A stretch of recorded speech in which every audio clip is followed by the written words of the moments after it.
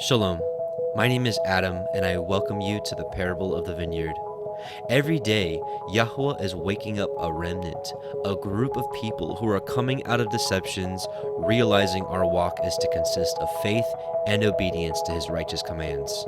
Each week, we read through and examine a portion of the Torah, allowing the Spirit of the Most High to guide, teach, and open our eyes and ears to the wondrous matters out of His law. Join us as we seek to be refined by His Word, preparing ourselves for the return of our King of Kings, being faithful and obedient, walking in His way, truth, and life.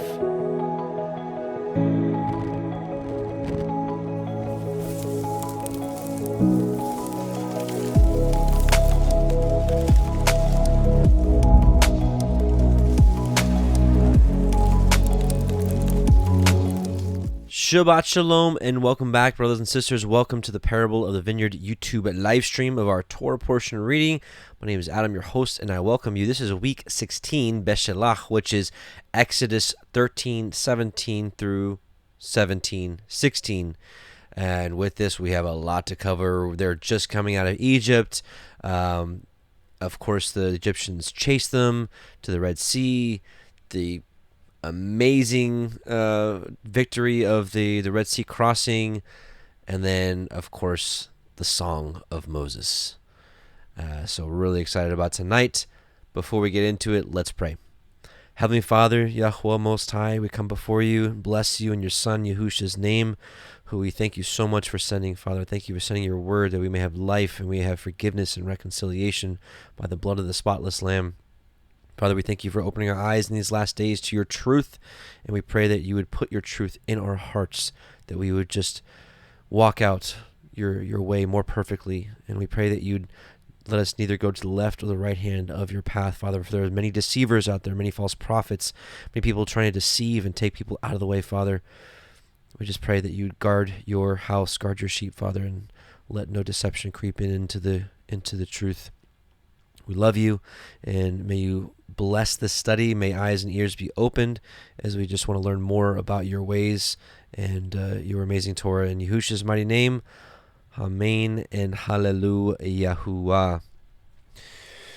So let's start off with a little shofar, and then we'll get right into Exodus 13.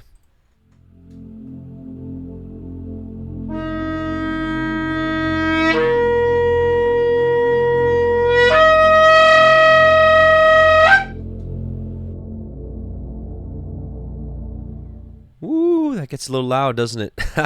Well, now that you're awake, let's move on. So we're going to be reading Exodus 13, 17. We'll be starting to read from the Sefer version. We're going to have some cross-references with the book of Yashar, mentioned in Joshua 10:13 and 2 Samuel 1:18. And the Targums, the Aramaic version of the scriptures of the Torah, and a few other connections. So let's get into it. Let's do it. Let's do this Torah portion. Exodus 13:17. And it came to pass when Pharaoh had let the people go that Elohim led them not through the way of the land of the Pelishtim, the Philistines, although that was near. For Elohim said, lest perchance the people repent when they see war and they return to Mitzrayim. So what is really going on here? I think we talked about it last week or 2 weeks ago, maybe even a few weeks ago, actually.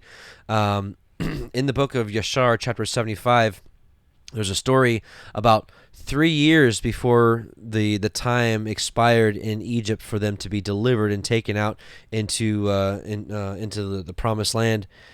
30,000 from Ephraim decided to take matters into their own hand. They went equipped for war, and they started at the Philistines, and they got utterly demolished. All of them but 10 that came back and told the story.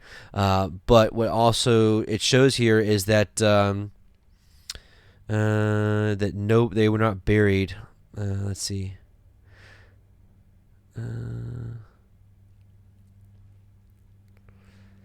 Here, and the slain of the children of Ephraim remained forsaken in the valley of Gath for many days and years, and were not brought to burial, and the valley was filled with men's bones. So this is what it's talking about here. Also another nod to the book of Yashar, that it is true that this is why the direct route would have been through the land of the Philistines, but Yahweh was like, no. Like, what if they? I mean, think about coming out of Egypt and then walking through an area where almost 30,000 corpses or bones remain just desolate all over the place. I mean, that would be probably pretty nerve-wracking, and probably would make some people afraid, turn around. I mean, those of you that have children, your children would freak out, and then of course when your children freak out, the parents freak out, and that would not be a good idea. So read Yashar 75 for yourself. Interesting little snippet, little story. It's also alluded to in the Psalms. Is it Psalm? Oh, what Psalm is it? 79 maybe? I think it's Psalm 79. In any case, let's move on though. So Exodus 13:18. So they didn't go the way of the Philistines, the near way, so they went a different way. But Elohim led the people about through the way of the wilderness of the Red Sea, and the children of Yashar went up harnessed out of the land of Mitzrayim. And Moshe took the bones of Yosef with him, for he had straitly sworn the children of Yashar, saying, Elohim will surely visit you, and you shall carry up my bones away hence with you. And they took their journey from Sukkot and encamped in Etham in the edge of the wilderness. And Yahuwah went before them by day in a pillar of cloud to lead them by the way, and by night in a pillar of fire to give them light, to go by day and night. And he took not away the pillar of the cloud by day, nor the pillar of fire by night from before the people. So it's interesting, this cloud by day and fire by night. Yeah. That there's a lot of significance to the last days. This story of the Exodus coming out of Egypt into the Promised Land, there's so many parallels of the end times and how things are going to work out also again in the end. Let's take a look at it. Zechariah 2:4-5, and said unto him, Run, speak to this young man, saying, Jerusalem shall be inhabited as towns without walls, for the multitude of men and cattle therein. For I, says Yahuwah, will be unto her a wall of fire round about, and will be the glory in the midst of her. And of course, this is talking about the time of the great regathering in New Jerusalem. Once again, he will be as protection of fire. And we'll actually see that in chapter 14, when you have Pharaoh's army coming. You'll see that there was like a wall of fire and a cloud, and they couldn't pass, and very similar stuff. Isaiah 4. And in that day 7 women shall take hold of one man, saying, We will eat our own bread, and we will wear our own apparel. Only let us be called by thy name to take away our reproach. Interesting passage. We're just going to move on from that one today. In that day shall the branch of Yahuwah be beautiful and glorious, and the fruit of the earth shall be excellent and comely for them that are escaped of Israel. So this is that great escape we've been talking about for years, quite frankly, on this in this ministry, as we do believe that there is an escape for the righteous, for those that are doing what they're supposed to be doing before all this goes down, those that have made themselves ready, the wise virgins, if you will. I do believe that there is an escape for them. Check if you want to verify that. There's scripture all over the place, but one part that's really specific, take a look at the book of Ezekiel chapter 7. Read it in the Septuagint, which is many years older than the Masoretic text. Ezekiel 7 Septuagint. Check it out for yourself. But anyways, to move on from today. And it shall come to pass that he that is left in Zion and he that remains in Jerusalem shall be called holy, even everyone that is written among the living in Jerusalem. Of course, this is talking about New Jerusalem. When Yahuwah shall have washed away the filth of the daughters of Zion, and shall have purged the blood of Jerusalem from the midst thereof by the spirit of judgment and by the spirit of burning, cleansing the land underneath where New Jerusalem is going to sit on top of. And Yahuwah will create upon every dwelling place of Mount Zion and upon her assemblies a cloud and a smoke by day, and the shining of a flaming fire by night. For upon all the glory shall be a defense. Does that sound familiar? Excuse me.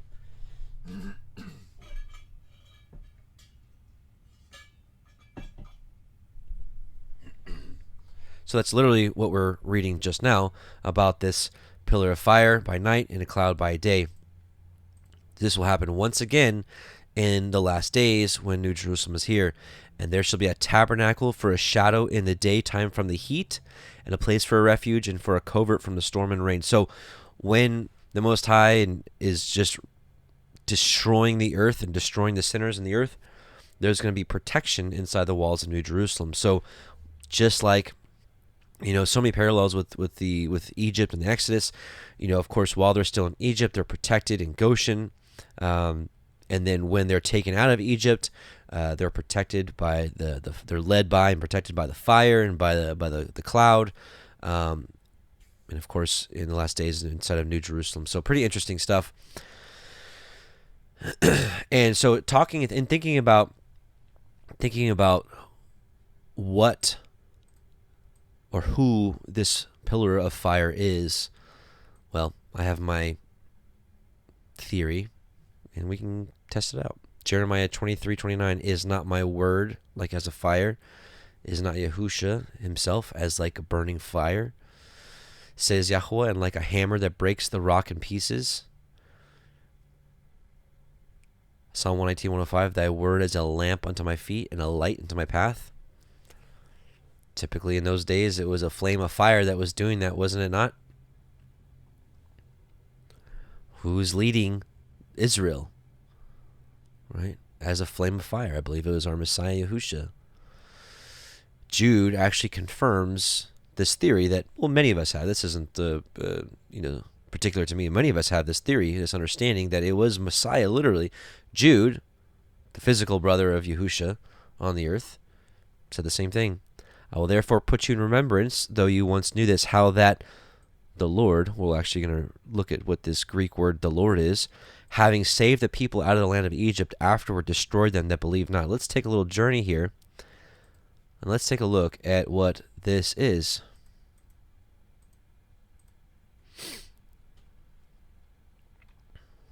So here it is. How that the Lord, actually, hold on. It's Jude 1:5. I don't know why this one says Kyrios, and then this one says Iesus. So I don't know if it's two different manuscripts, but either way, Messiah. How that Messiah led the people out of Egypt, right? And, that makes the most sense. We know that Messiah is the commander that leads the army of Yahuwah. And it's said that he brought the children of Israel out of Egypt by their armies. The children of Israel ended up being the army. Well, would it make sense that the commander would lead from the front? Just interesting. So I'm not sure why this interlinear says Yahusha, and then this one says Kyrios. Interesting. I wonder if it's two different manuscripts. Either way, that's just my understanding at this time, that it was our Messiah that led the people out of Egypt. And let's see. Let's take a look at the Targums here. I got a note here to take a look at the Targums of 1321. Here we go. And the word of Yahuwah conducted the people by the way of the desert, the sea of Suf, which is the Red Sea, armed in good works, and went up the sons of Israel free from the land of Mitzrayim, which comes upon the end of the desert. So the Targum straight up says the word, which is Messiah, led them. That's another interesting point. This other version of the Targum says, and the glory of the presence of Yahuwah conducted them, which Isaiah 63 says the angel of the presence of Yahuwah is the angel that saved them and redeemed them. I believe that angel of the presence is Messiah. The word is Messiah. So just something to take into consideration. Of course, we have to test all things and take it to prayer and research it yourself. But anyways, so that's the end of chapter 13. Let's go into 14. Exodus 14. Here we go. The crossing of the Red Sea. Big one. And Yahuwah spoke unto Moshe, saying, speak unto the children of Yashar that they turn and encamp before Pi Chairot, between Migdol and the sea, over against Baal Zephon, before it shall ye encamp by the sea. And this was actually an idol that they were camping next to. I don't know why, but the Targums actually makes it clear here.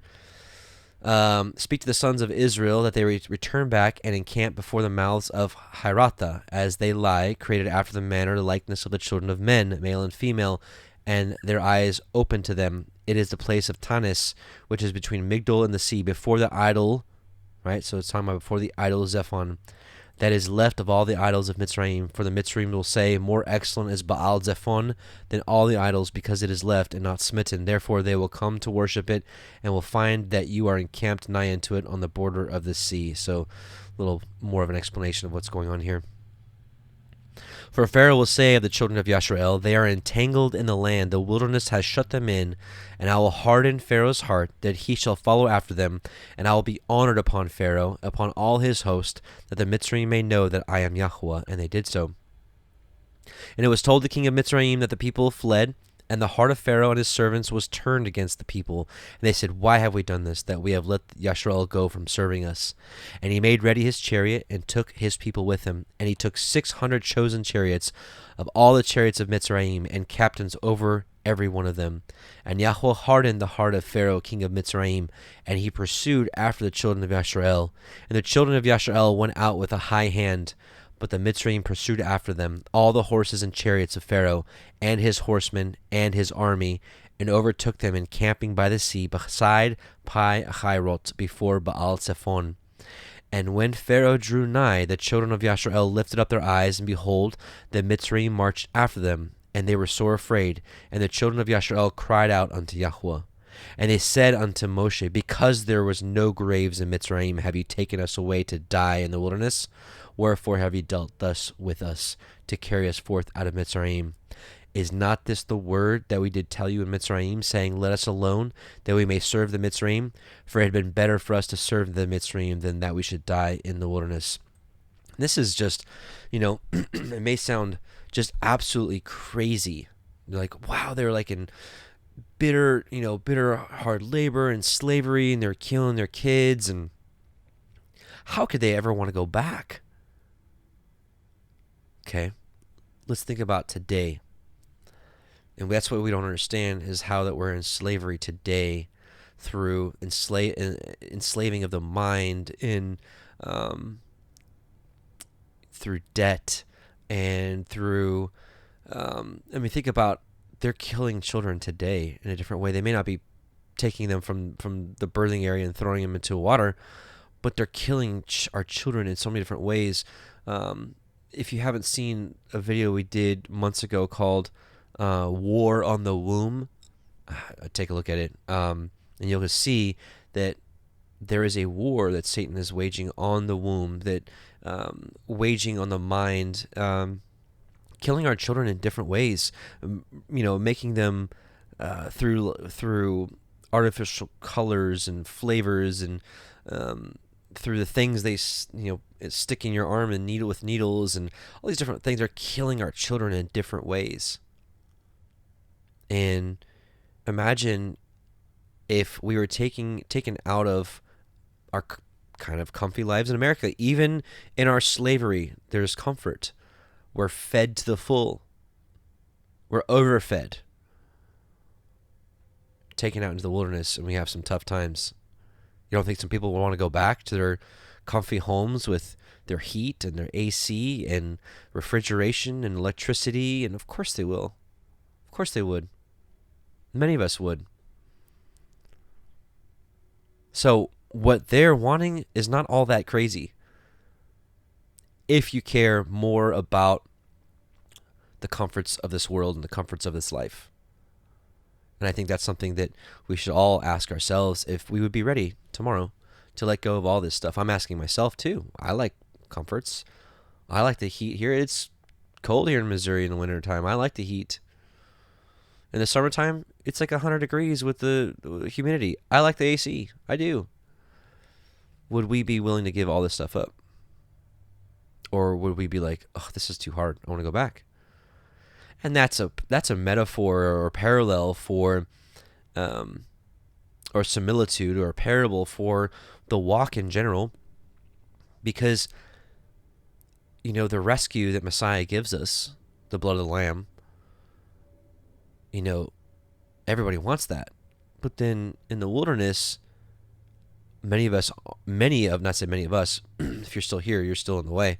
But I've seen many people, just in my short time in ministry, the last 5-6 years, actually coming up on 7, I've seen so many that are so eager And then as soon as like a little bit of testing or hardship comes in the wilderness, they run and they're out. And that's what's happening here is, they see all these wonders and signs and all these things that Yah does for them. And then the first little bit of trouble, and they're like, I'm out of here.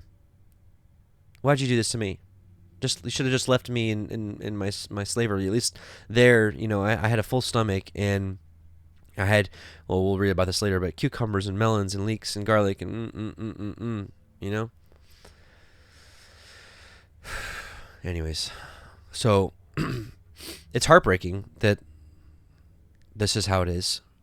But as we'll read in a little bit, Paul will tell us that all this was done in their ignorance, but for our edification, for our instruction. Like, hey, don't do this.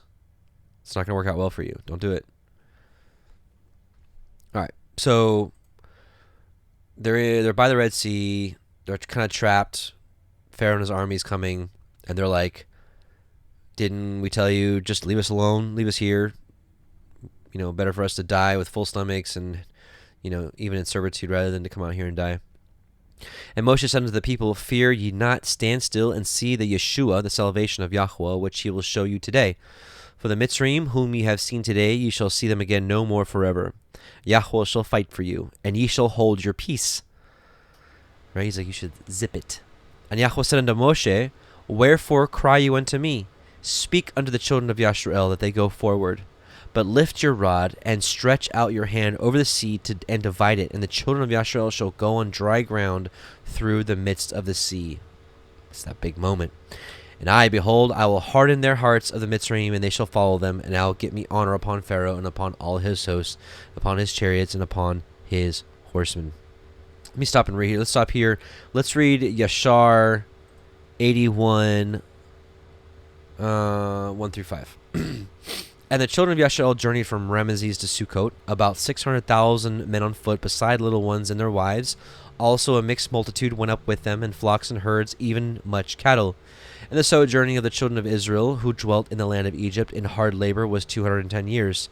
At the end of 210 years, Yahuwah brought forth the children of Israel from Egypt with a strong hand. And by the way, let me just mention, as far as, servitude, slavery here, we weren't meant for working 9-to-5 jobs, coming and working for a paycheck and having most, a big portion of that paycheck going to taxes and all these different things. And, we weren't meant for that. Like, that's slavery, and we don't even know it. I'm not saying just go quit your job and whatever, but, if there's a way to provide for your family, may Yahuwah make a way for you to live the way he's ordained us to live. I think it's in a lot of our hearts to want to live on our own land and our own produce, and there's just, it's a type of slavery. It is. And people are comfortable in their slavery. They're comfortable. That's how they were then. And the children of Israel traveled from Egypt and from Goshen and from Ramesses and encamped in Sukkot on the 15th day of the first month.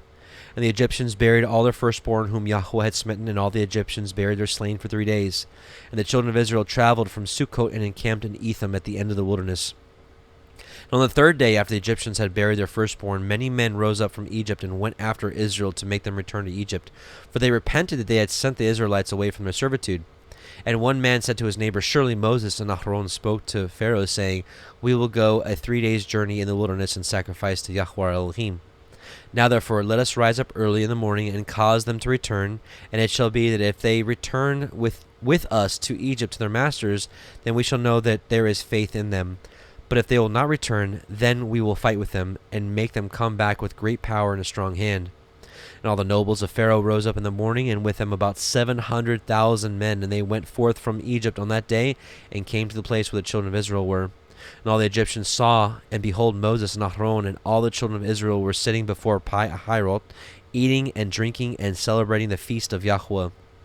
So this kind of lets you know here in your book of Yashar that a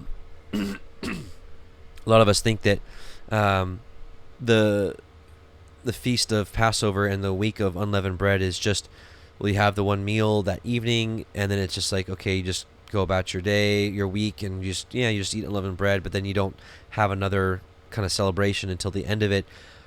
I think here's a good example that here they're like 3 days into it, and they're still celebrating and feasting to Yah.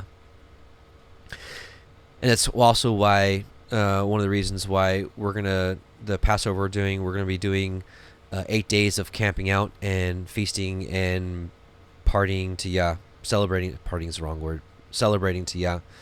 And if you haven't heard about it, we'll talk about it at the end. If you're interested in doing Passover with us, it'll be in Lebanon, Missouri from the 15th of April to the 24th of April. So, all right. Verse 13 of Yashar 81. And all the Egyptians said to the children of Israel, surely you said, we will go a journey for 3 days in the wilderness and sacrifice to our Elohim and return. Now therefore, this day makes 5 days since you went. Okay, so here they're 5 days in, sorry. Why do you not return to your masters? And Moses and Aaron answered them, saying, because Yahuwah Elohim has testified in us, saying, you shall no more return to Egypt, but we will betake ourselves to a land flowing with milk and honey, as Yahuwah Elohim has sworn to our ancestors to give to us. And when the nobles of Egypt saw that the children of Israel did not hearken to them to return to Egypt, they girded themselves to fight with Israel. And Yahuwah strengthened the hearts of the children of Israel over the Egyptians, and they gave them a severe beating, and the battle was sore upon the Egyptians, and all the Egyptians fled from before the children of Israel, for many of them perished by the hand of Israel. And the nobles of Pharaoh went to Egypt and told Pharaoh, saying, the children of Israel have fled, and will no more return to Egypt. And in this manner did Moses and Aaron speak to us. And Pharaoh heard this thing, and his heart and all the hearts of the subjects were turned against Israel, and they repented that they had sent Israel. And all the Egyptians advised Pharaoh to pursue the children of Israel, to make them to come back to their burdens. And they said each man to his brother, what is this which we have done, that we have sent Israel from our servitude?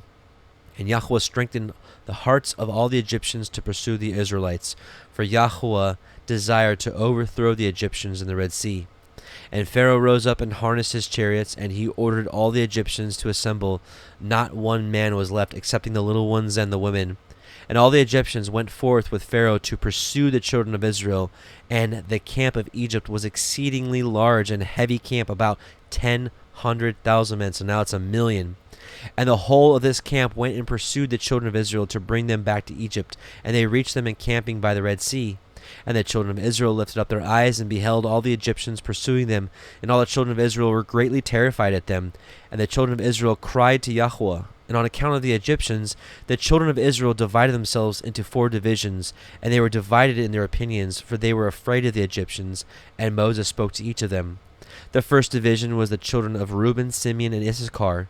And they resolved to cast themselves into the sea, for they were exceedingly afraid of the Egyptians. And Moses said to them, fear not. Stand still, and see the salvation of Yahuwah, which he will effect this day for you. The second division was the children of Zebulun, Benjamin, and Naphtali, and they resolved to go back to Egypt with the Egyptians. And Moses said to them, fear not, for as you have seen the Egyptians this day, so shall you see them no more forever. The third division was of the children of Judah and Joseph, and they resolved to go to meet the Egyptians to fight with them. And Moses said to them, stand in your places, for Yahuwah will fight for you, and you shall remain silent. The fourth division was the children of Levi, Gad, and Asher, and they resolved to go in the midst of the Egyptians to confound them. And Moses said to them, remain in your stations, and fear not, only call unto Yahuwah, that he may save you out of their hands.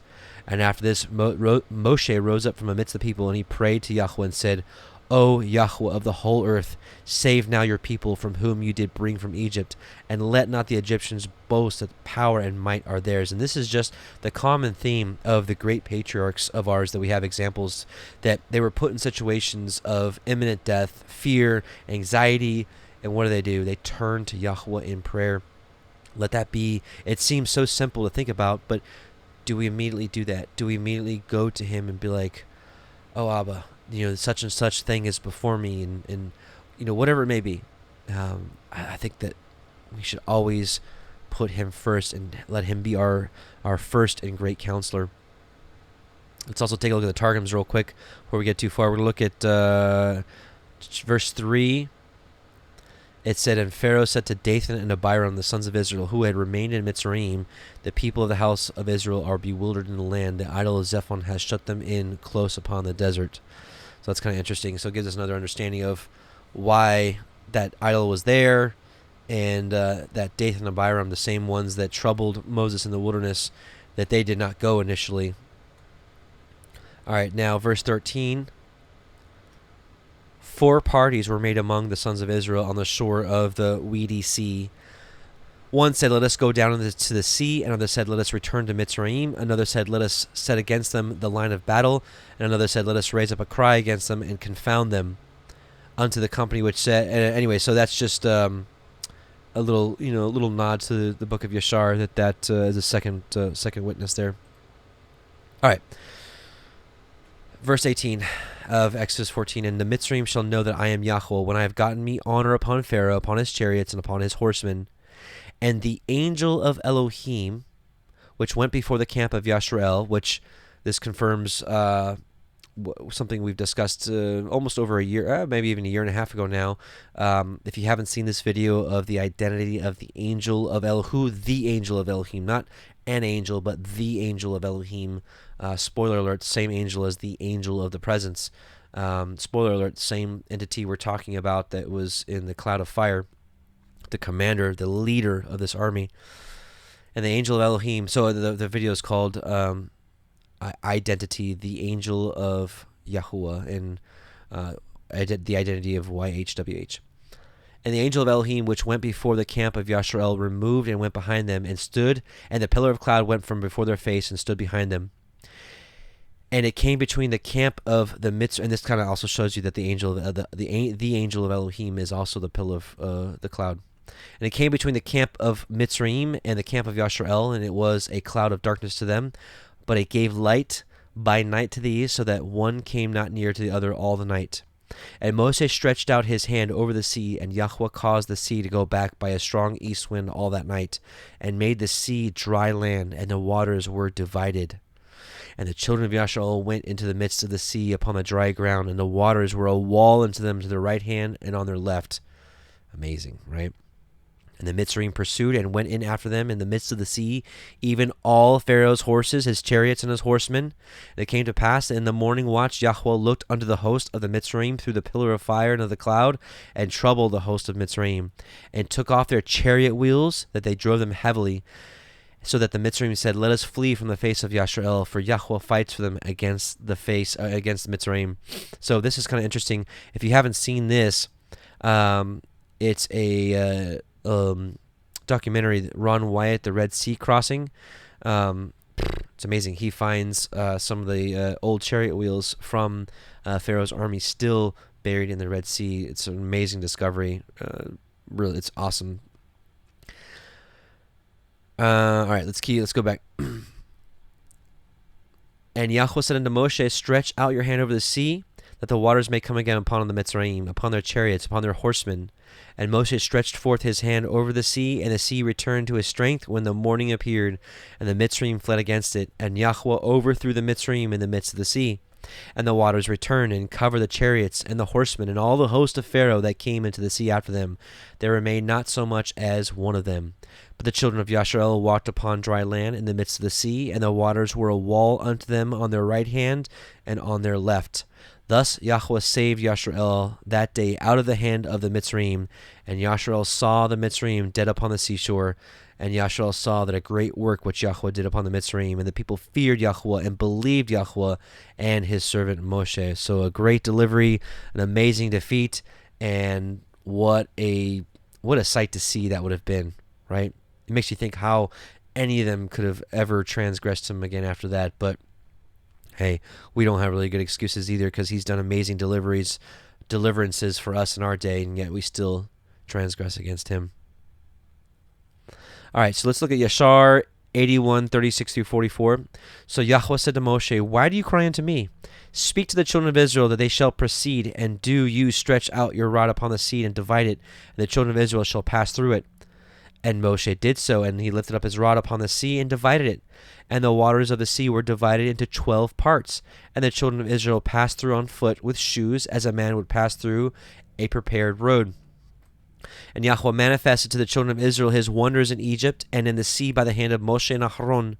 And when the children of Israel had entered the sea, the Egyptians came after them, and the waters of the sea resumed upon them, and they all sank in the water, and not one man was left excepting Pharaoh, who gave thanks to Yahuwah and believed in him, and therefore Yahuwah did not cause him to perish at that time with the Egyptians. So this is a little interesting take here in Yashar. And Yahuwah ordered an angel to take him from amongst the Egyptians, who cast him upon the land of Nineveh, and he reigned over it for a long time. And on that day Yahuwah saved Israel from the hand of Egypt, and all the children of Israel saw that the Egyptians had perished. And they beheld the great hand of Yahuwah, and what he had performed in Egypt and in the sea. Then sang Moshe and the children of Israel this song unto Yahuwah on the day when Yahuwah caused the Egyptians to fall before them. And all Israel sang in concert, saying, I will sing to Yahuwah, for he is greatly exalted. The horse and his rider he has cast into the sea. Behold, it is written in the book of the law, the Torah of Elohim. I sing to Yahuwah, for he is highly exalted. The horse and his rider he has thrown into the sea. All right, in case you guys are new, you're like, what are you doing? So a dear beloved brother of ours who passed a couple years ago named Alan Horvath. Some of you may be familiar with him. Some of you may not be. I think it was literally the last song he wrote before he passed, if I understand that correctly. And Alan was a great musician, and he gave us many gifts. If you haven't seen Alan Horvath's music, just look up Alan Horvath. Here, let's. I'll show you his channel. Give me a second here. Oh, here. Oops.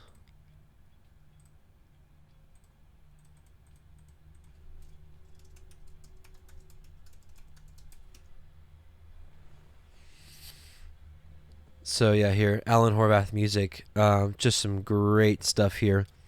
Anyways, so, and the song we're about to sing is Song of Moses. And yeah, it's the first one here. I like the number there. This is the song we're about to listen to, and so if you haven't heard this yet, I'm thrilled that you're about to hear this for the first time. For those of you that know it, well, hey, we're gonna sing it again. But this song is so much fun. When we did Sukkot, we sang this song every single night together as a group, and it was so much fun. It was the highlight for a lot of people's nights, and so how much even more so at our Passover gathering. For those of you that may be able to come, we're gonna sing this every single night. So you can learn. It's very easy to memorize. It's a very catchy beat, so you may want to start memorizing it now if you want to. So what we're going to do is I'm going to play the Song of Moshe. We're going to sing it together, and then afterward I'm going to touch on a few points in chapter 15 that I think are interesting. So here we go. Song of Moshe. It's performed by Alan Horvath, and we did the graphics a couple years ago with the lyrics. So here we go.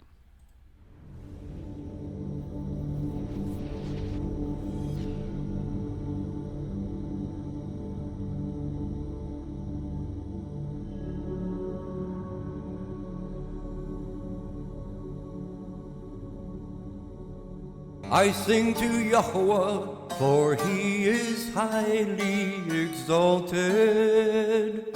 The horse and its rider he has thrown into the sea. Yah is my strength and song, and he has become my deliverance. He is my El, and I praise him, Elohim of my father, and I exalt him. Yahuwah is a man of battle, Yahuwah is his name.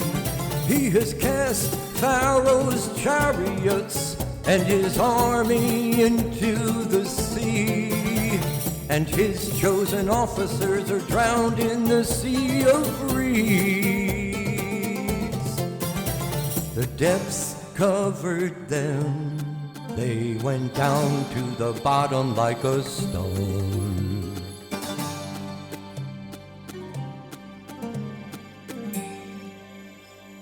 Your right hand, O Yahuwah, has become great in power. Your right hand, O Yahuwah, has crushed the enemy. And in the greatness of your excellence, you pulled down those who rose up against you. You sent forth your wrath. It consumes them like stubble. And with the wind of your nostrils, the waters were heaped up. The floods stood like a wall, the depths became stiff in the heart of the sea. The enemy said, I pursue, I overtake, I divide the spoil, my being is satisfied on them. I draw out my sword, my hand destroys them. You blew with your wind, the sea covered them. They sank like lead in the mighty waters. Who is like you, O Yahuwah, among the mighty ones?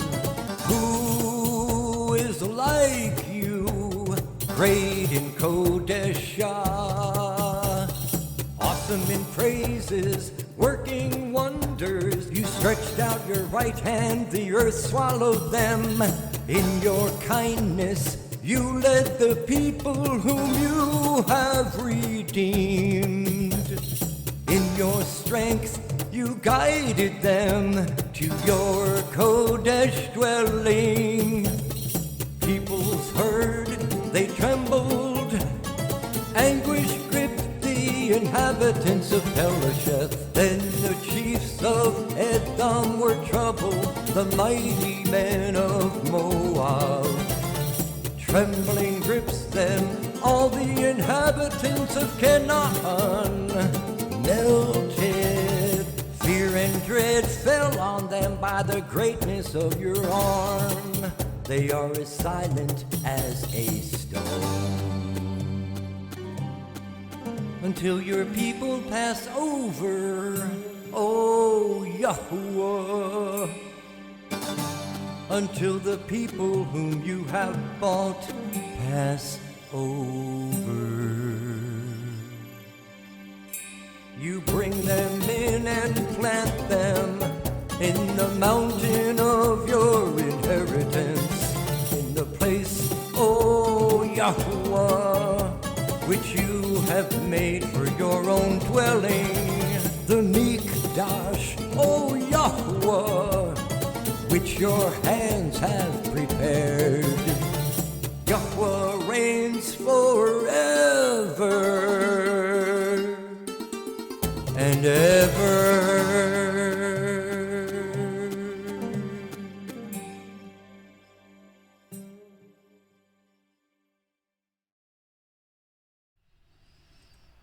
So great song by Alan Horvath. So if you plan on coming to Passover, start listening to it now and start getting used to it. All right, so if you, I don't know if you noticed, I tried to put the graphics in the song to show that it's not only a song of history, but it's also a song of prophecy. What's happened before will happen again in a much mightier way. So maybe through some of those visuals, you're able to see kind of how it could be both. But let's dive into a few things here. So we see that Pharaoh's army, of course, chases after them and is annihilated, essentially. Well, the whole world is going to come out when Messiah comes down with New Jerusalem, because there's many. I know that we read Revelation 21 and it seems like New Jerusalem comes down at the end, but we're not going to go through all the scriptures tonight. But there's so much evidence that in many places. So there's that one piece of evidence in Revelation 21 where it makes it seem like it comes down at the end, but there's literally dozens that show that New Jerusalem comes at the beginning of his reign, and that's where the reign is held, is from New Jerusalem. So what's interesting is when he comes down with New Jerusalem and he's revealed upon it, well, the nations want to surround it and destroy him. So it's kind of like the same. It's a parallel story of Yahusha bringing his armies out of Egypt, gathering them, and then Pharaoh coming to conquer. So very, very similar. So let's take a look at this. Revelation 19:11-15, and I saw heaven open, and behold, a white horse, and he that sat upon him was called Faithful and True, and in righteousness he does judge and make war. His eyes were as a flame of fire, and on his head were many crowns, and he had a name written that no man knew but he himself. And he was clothed with a vesture dipped in blood, and his name is called the Word of Elohim. And the armies which were in heaven followed him upon white horses, clothed in fine linen, white and clean. And out of his mouth goes a sharp sword, that with it he should smite the nations, and he should rule them with a rod of iron, and he treads the winepress of the fierceness of the wrath of Almighty, of El Shaddai. Verse 19, I saw the beasts and the kings of the earth and their armies gathered together to make war against him that sat on the horse and against his army. And the beast was taken, and with him the false prophet that wrought miracles before him, with which he deceived them that had received the mark of the beast, and them that worshipped his image. These were both cast alive into the lake of burning fire with brimstone. So it's almost like the same parallel. The first end of this earth came with water. The second end came with fire, much like Pharaoh's army was first destroyed with water, and Pharaoh's army the nation's army will be destroyed with fire, by being engulfed by fire rather than being engulfed by water. And the remnant which were slain with the sword of him that sat upon the horse, which sword proceeded out of his mouth, and all the fowls were filled with their flesh. So, interesting parallels here. Revelation 17:13-14. These have one mind, the whole world, and shall give their power and strength unto the beast. These shall make war with the Lamb, just like Pharaoh did. And the Lamb shall overcome them, for he is Adonai of Adonim, and King of Kings, Malach of Malachim, Melech HaMelechim. And they that are with him are called and chosen and faithful. So who's with the Lamb and his army? Well, it's those that are called and chosen and faithful. Well, who's called, chosen, and faithful? Well, his called people who are chosen and faithful, right? Many are called, few are chosen, and it just so happens that the called and chosen are the faithful. Faithful denotes more than just believing, it's actions. Okay, another thing. Here's one little piece of evidence I want to share with you about Messiah being revealed with New Jerusalem. 2 Ezra 13:5-11. After this I looked, and behold, an innumerable multitude of men were gathered together from the four winds of heaven to make war against the man who came up out of the sea, which we'll show here in this parallel. This is just, in this parable, Messiah is likened unto a man coming up out of the sea. And I looked, and behold, he carved out for himself a great mountain and flew upon it. Of course, this is New Jerusalem. And I tried to see the region or place from which the mountain was carved, but I could not. This is because it's the mountain cut without hands. And after this I looked, and behold, all who had gathered together against him to wage war with him were much afraid, yet dared to fight. And behold, when he saw the onrush of the approaching multitude, he neither lifted up his hand nor held a spear of any weapon of war, but I saw how he only sent forth from his mouth as it were a stream of fire. So it's very interesting how he destroyed Pharaoh's army without sword, without anything, but just the water. But in the last days it'll be just like fire. Stream of fire, and from his lips a flaming breath, and from his tongue he shot forth a storm of sparks. And all these were mingled together, the stream of fire, and the flaming breath, and the great storm, and fell on the onrushing multitude, which was prepared to fight, and burned them all up, so that suddenly nothing was seen of the innumerable multitude, but only the dust of ashes and the smell of smoke. And when I saw it, I was amazed. A few verses down, verses 25-38. This is the interpretation of the vision. As for you seeing a man come up from the heart of the sea, this is he whom the Most High has been keeping for many ages, who he himself will deliver his creation, and he will direct those who are left. And as for you're seeing a wind and fire and a storm coming out of his mouth, and as for his not holding a spear or weapon of war, yet destroying the onrushing multitude which came to conquer him, this is the interpretation. Behold, the days are coming when the Most High will deliver those who are on the earth, and bewilderment of mind shall come over those who dwell on the earth, and they shall plan to make war against one another, city against city, place against place, people against people, kingdom against kingdom, much like we see in the Olivet Discourse in Matthew 24, Luke 21, and Mark 13. And when these things shall come to pass, and the signs occur which I showed you before, then my son will be revealed, whom you saw as a man coming up from the sea. And when all the nations hear his voice, every man shall leave his own land and the warfare that they have against one another. And an innumerable multitude shall be gathered together, as you saw, desiring to come and conquer him. But he will stand on top of Mount Zion, this is New Jerusalem, and Zion will come and be made manifest to all people. If this is talking about the state of Israel right now, it's not coming and being made manifest. It's literally coming, right? I go to prepare a place for you. And Zion will come and be made manifest to all people, prepared and built, as you saw the mountain carved without hands. And he, my son, will reprove the assembled nations for their ungodliness. This was symbolized by the storm, and will reproach them to their face with their evil thoughts and the torments with which they are to be tortured, which were symbolized by the flames, and will destroy them without effort by the law, the Torah, which was symbolized by the fire. So, hopefully that makes sense of some of the parallels of before and after with Pharaoh's army and Messiah's army. Also, let's take a look at verses 15 through 16. It says here, we're actually verse 13. In your mercy you have led forth the people which you have redeemed, right? Just like they were redeemed out of Egypt. We're going to be redeemed from the world again. You have guided them in your strength into your holy habitation, New Jerusalem. And when this happens, the people shall hear and be afraid. Sorrow shall take hold on the inhabitants of Palestine. Then the dukes of Edom shall be amazed, which are the kind of the rulers of this world right now. The mighty of men of Moab, trembling shall take hold upon them. All the inhabitants of Canaan shall melt away. Canaan, of course, is the ancient name for where the land of Israel is right now. It says that they're going to melt away. Fear and dread shall fall upon them by the greatness of your arm. They shall be as still as a stone till your people pass over, O Yahuwah, till the people pass over, which you have purchased. This is a song of prophecy, right?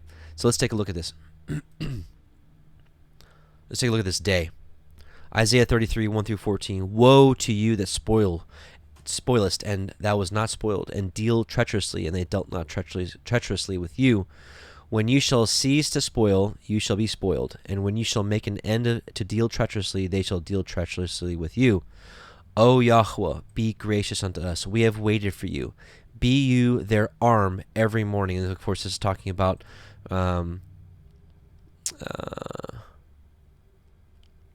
earlier it said by your arm, right? Oh, I'm sorry, here. By the greatness of your arm, they shall be as still as a stone. Oh, Yahweh, be gracious unto us. We have waited for you. Be you their arm every morning, our salvation also in the time of trouble, right? The tribulation. At the noise of the tumult, the people fled. At the lifting up of yourself, the nations were scattered. And your spoil shall be gathered like the gathering of the caterpillar. As the running to and fro of locusts shall he run upon them. Yahuwah is exalted, for he dwells on high. He has filled Zion with judgment and righteousness, and wisdom and knowledge shall be the stability of your times, and strength of salvation. The fear of Yahuwah is his treasure. Behold, their valiant ones shall cry without. The ambassadors of peace shall weep bitterly. Right? These people saying, peace, peace, but there is no peace. The highways lie waste. The wayfaring man seizes. He has broken the covenant. He has despised the cities. He regards no man. And this is really interesting for those of you that have been watching the Enoch series and study, that there was a covenant that he gave for the sun, the moon, the seasons, the sun, the winter, seed time, harvest time. Well, in the time of the sinners, he breaks that covenant. He has despised the cities. He regards no man. The earth mourns and languishes. Why? Because he broke the covenant of the ordinances of all the operations of the four winds. If you haven't seen that video, take a look at our Enoch line by line series. Where we talk about the four winds revealed. The earth mourns and languishes. Lebanon is ashamed and hewn down. Sharon is like a wilderness, and Bashan and Carmel shake off their fruits. Now will I rise, says Yahuwah. Now will I be exalted. Now will I lift up myself. Ye shall conceive chaff. Ye shall bring forth stubble. Your breath as fire shall devour you. And the people shall be as the burnings of lime. As the thorns cut up shall they be burned in the fire. Again, interesting. First end water, second end through fire. Hear you, and Isaiah 66 says it very clearly that when he comes, he shall come with burning flames and with chariots, and many people shall be devoured. and the slain of Yahuwah shall be many. Hear you that are far off what I have done, and you that are near acknowledge my might. Listen to this. The sinners in Zion are afraid. Fearfulness has surprised the hypocrites. Who among us shall dwell with the devouring fire? Who among us shall dwell with everlasting burnings? So it's interesting. It says here in the Song of Prophecy, right, that all the inhabitants of Canaan shall melt away. Melt away for fear? Maybe. Melt away literally? Possibly. The sinners in Zion are afraid. Fearfulness has surprised the hypocrites. Who among us shall dwell in the devouring fire? Who among us shall dwell with everlasting burnings? Ezekiel 22:15 through 24. Some people will say that the regathering of the political state of Israel, the 1948 state of Israel, was not from Yah. I understand why they say that. It's not the regathering that we are waiting for that is talked about in the scriptures, but there is a regathering talked about that is completely from Yah and for a specific reason. This may be shocking information to some of you that are maybe new, because most of us have grown up to basically worship the land of Israel and worship the people there as the holy people, the holy land. And I'm not mocking here, because I grew up with that. I grew up with being a Jew, and Christians meeting me and be like, "Oh, you're a Jew. Oh, wow, you're one of God's people, and you're special." And I'm like, "Oh yeah, I guess I am." Yah's people are those that are grafted into the olive tree or regrafted into the olive tree by faith in Messiah. Those that have denied Messiah and continued to harden their hearts and deny Messiah are not his people. If they unharden their hearts today, tomorrow, and repent and believe in the Son of Elohim, then they're his people. But my point is, and I hope this doesn't offend you, but I'm here to share the truth, even if it is offensive. But there is a purpose for the regathering of the state of Israel in the last days. And here it is. Ezekiel 22:15 through 24. And I will scatter you among the heathen and disperse you in the countries, and I will consume your filthiness out of you. So first, there's the 70 AD dispersion. Well, they were dispersed in Ezekiel's time, of course, going into Babylon, but then they come back, and then they're dispersed again. And you shall take your inheritance in yourself in the sight of the heathen, and you shall know that I am Yahuwah. And the word of Yahuwah came unto me, saying, Son of man, the house of Israel is become dross to me. They are all brass and tin and iron and lead in the midst of the furnace. They are even the dross of silver. Therefore, thus says Yahuwah Elohim, because you are all become dross, behold, therefore I will gather you into the midst of Jerusalem. So he disperses them, 70 AD, but there's a prophesied regathering of them into Jerusalem.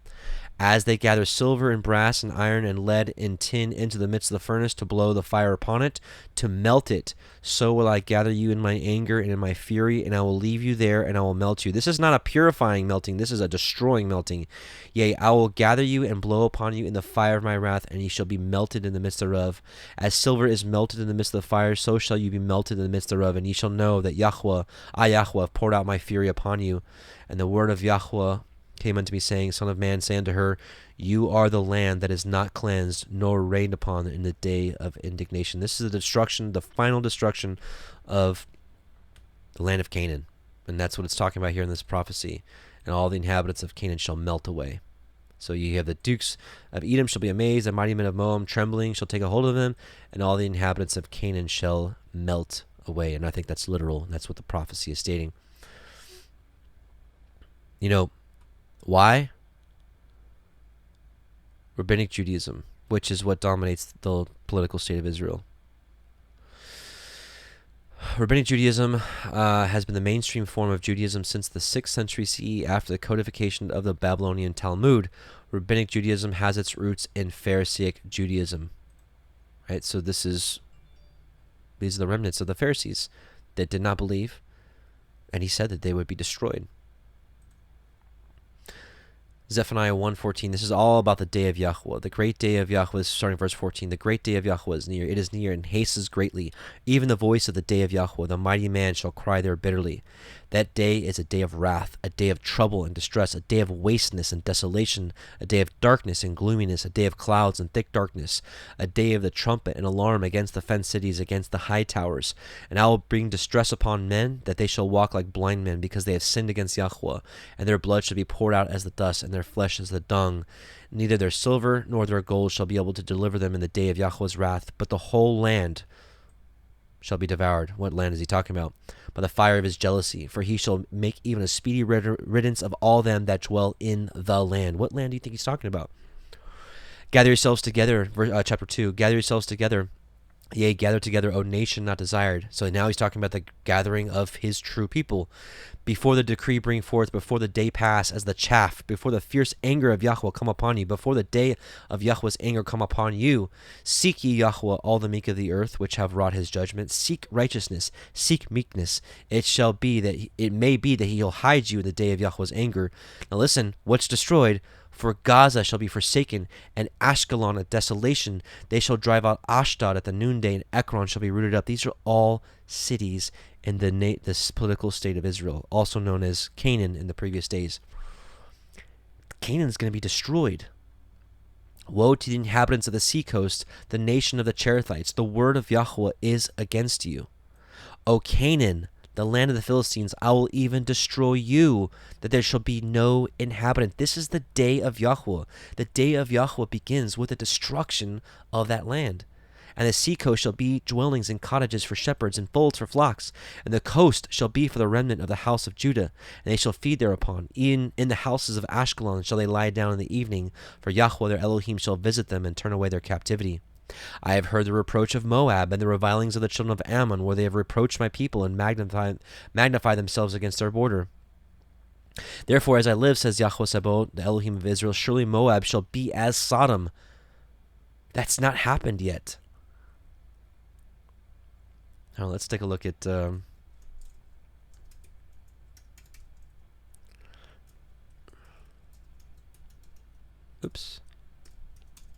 I'm gonna get a new keyboard. These keys are sticking.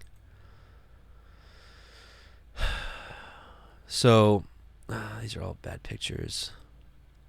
So this is the promised land given to Israel. So the destruction that we're reading about so far is all right here. And then Moab and Ammon.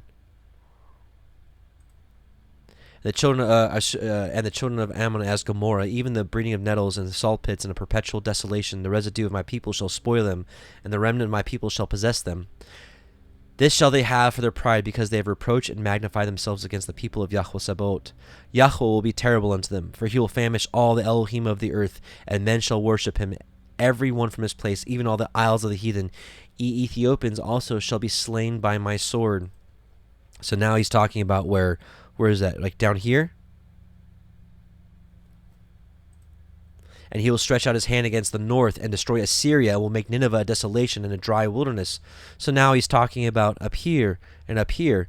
So what we find is in the day of Yahuwah, basically the Genesis 15 promised land is annihilated. Well, and that's what this all started off with in Isaiah 33. The sinners in Zion are afraid. Fearfulness has surprised the hypocrites. Who among us shall dwell in the devouring fire? Who among us shall dwell with everlasting burnings by the sun? Where is the spirit of burning?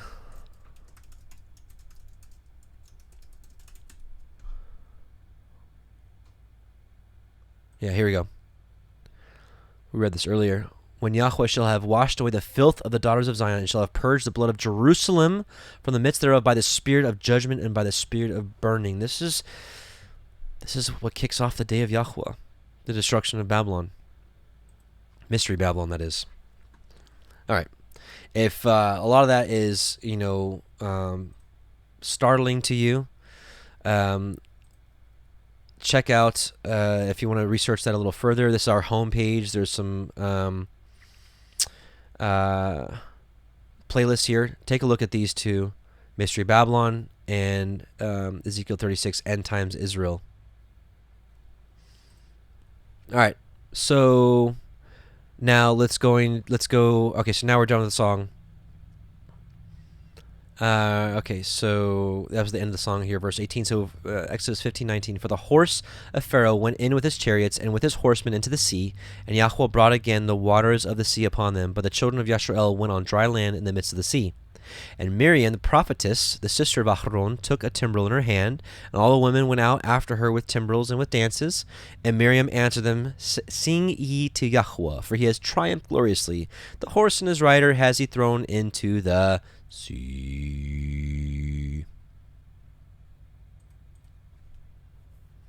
Another reason we should practice this song. I don't know if it'll be Alan Horvath's version, but it is interesting that his version of the song, I think, is probably the most popular out there.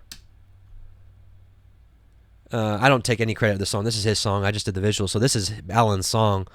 But Aaron Keyes. Okay, so maybe it's not. Okay, so maybe we'll sing Aaron Keyes' version. I'm not sure. Either way, what's cool about this song? Oh, yeah, there's a lot more popular ones. Okay. And it may not even be in English. It may be in Hebrew. So I don't know. Either way, I think it's what's cool is we're going to sing this all together. I say we, those who are found worthy, and I pray that I and you listening here are among that group.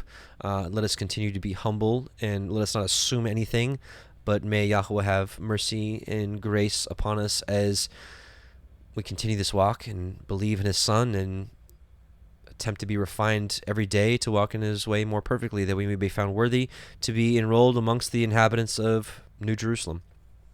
But for those people that overcome, we'll sing this together. Revelation 15:1-4. And I saw another sign in heaven, great and marvelous, 7 angels having the 7 last plagues, for in them is filled up the wrath of Elohim. And I saw as it were a sea of glass mingled with fire, and them that had gotten the victory over the beast, and over his image, and over his mark, and over the number of his name, stand on the sea of glass, having the harps or kitaras of Elohim, and they sing the song of Moses. Some say it's Deuteronomy 32. I continue to lovingly disagree.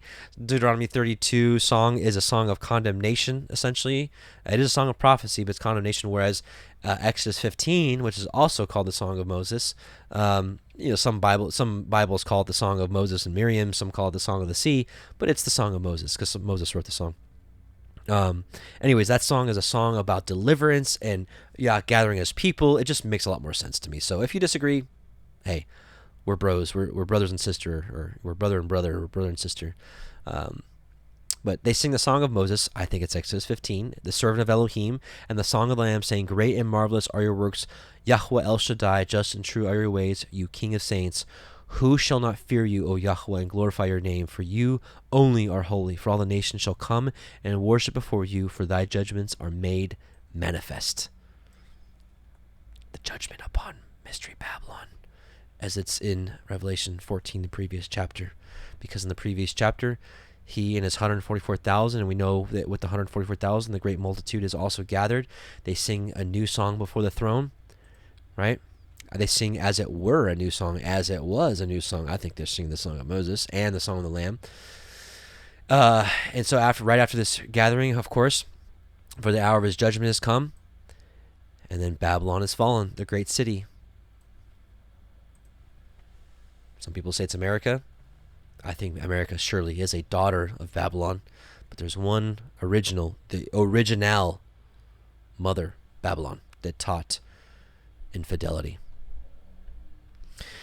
All right, Exodus 15:22. So Moshe brought Yashar from the Red Sea, and they went out into the wilderness of Shur, and they went 3 days in the wilderness and found no water.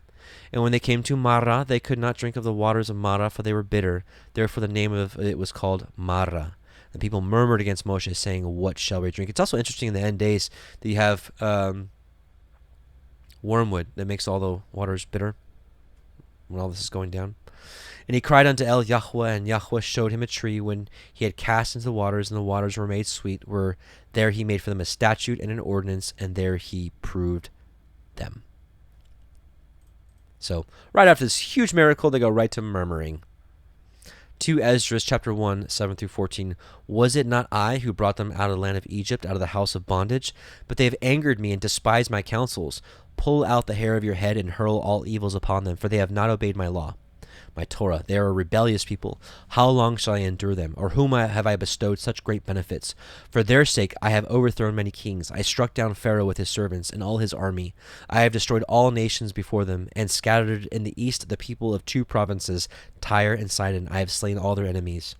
But speak to them and say, Thus says Yahuwah, surely it was I who brought you through the sea, and made safe highways for you when there was no road. I gave you Moses as a leader, and Aaron as priest. I provided light for you from a pillar by fire, and did great wonders among you. Yet you have forgotten me, says Yahuwah. A little bit further down.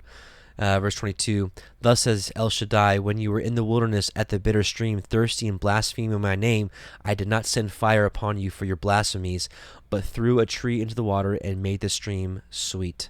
It's like, I did all these things for you, and you just still just... Verse 26 of Exodus 15, and said, If you will diligently hearken to the voice of Yahuwah, and will do that which is right in his sight, and will give ear to his commandments, and guard all his statutes, I will put none of these diseases upon you, which I have brought upon Mitzrayim. For I am Yahuwah Rofeka, Yahuwah who heals you. And they came to Elim, where there were 12 wells of water, and 70 palm trees, and they encamped there by the waters. Let's see, Targums, I only have one note of... Verse 18.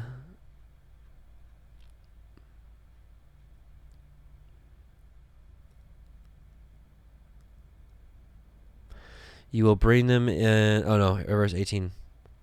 When the people of the house of Israel beheld the signs and manifestations which the Holy One, whose name be praised, had done at the sea of Suf, the power of his hand, the children of the captives answering said to one another, Come, let us set the crown of majesty on the head of our Redeemer, who makes us to pass over and passes not, who changes and who is not changed, who is the crown of the kingdom, the King of kings in this world, whose too is the kingdom in the world to come forever and ever. Come on. Listen, I know the Targums are not perfect, and there are definitely some Jewish insertions, some rabbinic insertions, but I cannot see how this would be one of them, because this points right to Messiah. This is why I think that this is an older manuscript, and things like this were taken out to hide Messiah. Whew. King of Kings, the Redeemer. Whew. Good stuff. All right. Let's read Exodus 16. And they took their journey from Elim, and all the assembly and the children of Yashar came unto the wilderness of Sin, which is between Elim and Sinai, on the 15th day of the 2nd month after their departing out of the land of Mitzrayim. And the whole assembly of the children of Yashar murmured against Moshe and Aaron in the wilderness. And the children of Yashar said unto them, Would to Elohim that we had died by the hand of Yahuwah in the land of Mitzrayim, when we sat by the flesh pots, and when we did eat bread to the full, for you have brought us forth into this wilderness to kill this whole assembly with hunger. Ouch. Parallel passage, Numbers 11, 4-8. And the mixed multitude that was among them fell a-lusting, and the children of Israel also wept again, and said, Who shall give us flesh to eat? We remember the fish which we did eat in Egypt freely, the cucumbers and the melons and the leeks and the onions and the garlic. But now our soul is dried away. There is nothing at all besides this manna before our eyes. And the manna was as coriander seed, and the color thereof was of the color of delum. The people went about and gathered it, and the ground it in mills, or beat it in a mortar, and baked it in pans, and made cakes of it, and the taste of it was as the taste of fresh oil. I like fresh oil. You're probably like, gross. I do. I like olive oil. Well, what's interesting here, though, so hunger. So Yahuwah tested them by hunger and by simpleness of food. Think about us right now in America with abundance, and whatever we want is at our fingertips, which I'm not mocking, because I am a foodie. I love food. I do. I love it. I'm so thankful to Yahuwah for being such an amazing creator that created so many diverse flavors, because all of us have diverse taste buds.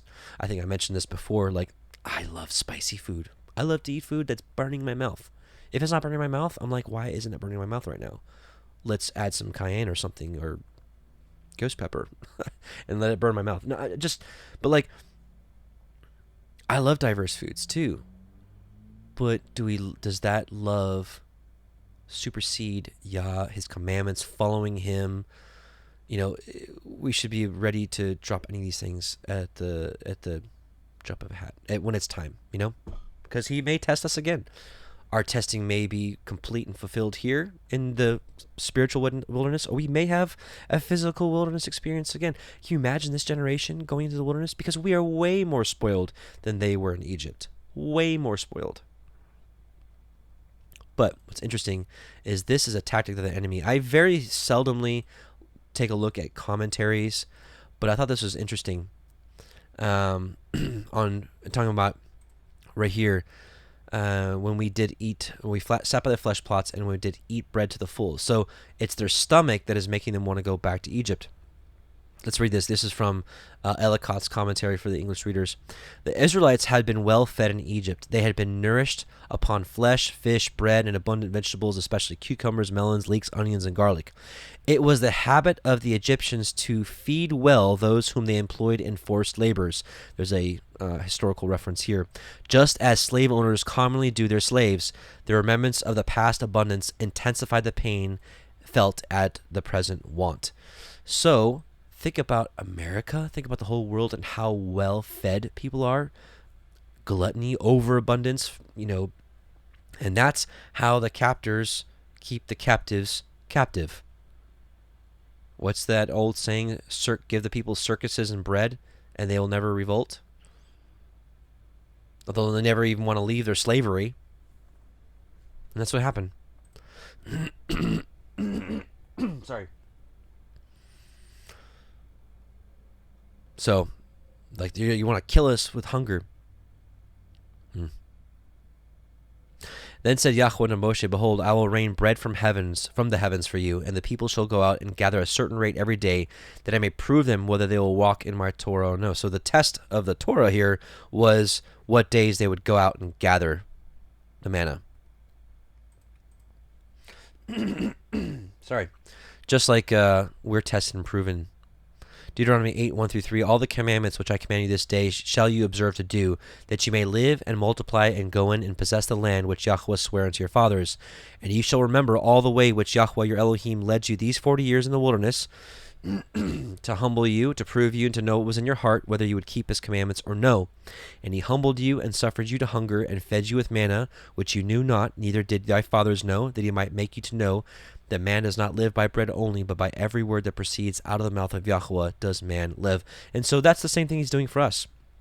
He's testing us, proving us to see what's in our hearts, if we will keep his commandments or not. And what we can glean from this, what we can glean from this, right, that the people shall go out and gather a certain rate every day, that I may prove them whether they will walk in my Torah.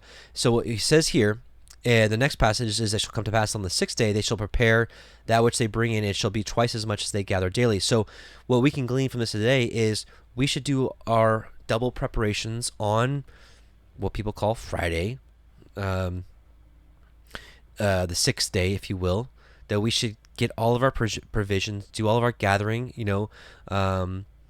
if it's harvest time, you do have fruits, we'll do it on the prep day of Shabbat. That on Shabbat we are not supposed to go out and gather. We shouldn't in our modern days. We shouldn't be going out to the grocery stores and buying and getting our provisions. We should get what we need for that day and Shabbat. Right now that we have refrigerators, it's a little easier, and dry goods that we can store a lot longer than a couple days.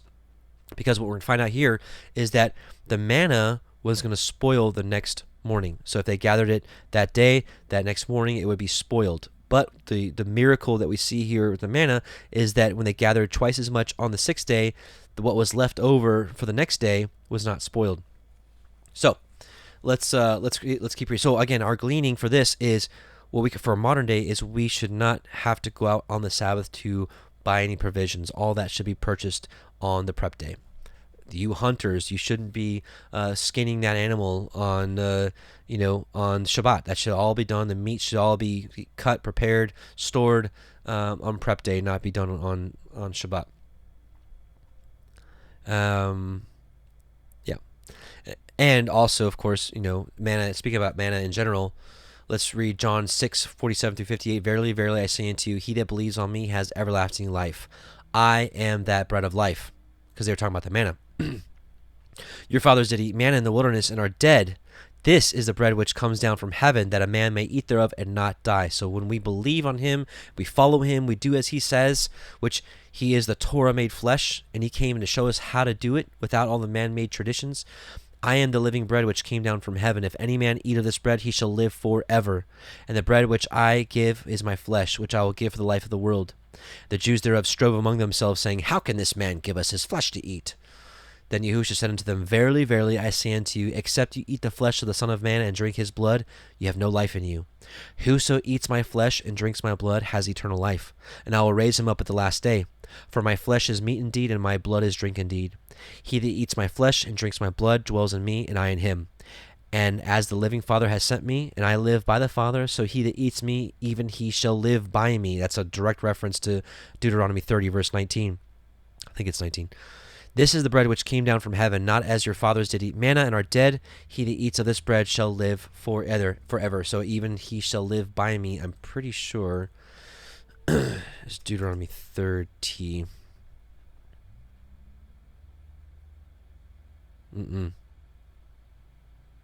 Totally wrong. Oh, this is the life and death. Okay.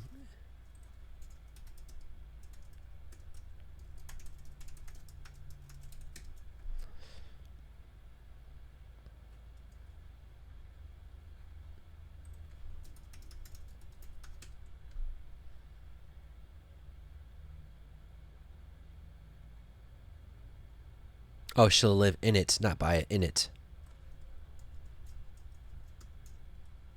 That's why I messed up.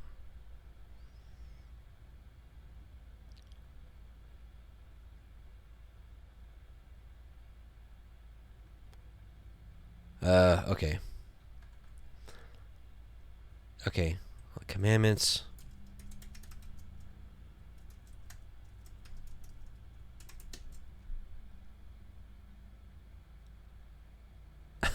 Wow, I don't know why I usually don't have this kind of issues here. Well, I'm just gonna move on. This is gonna bother me.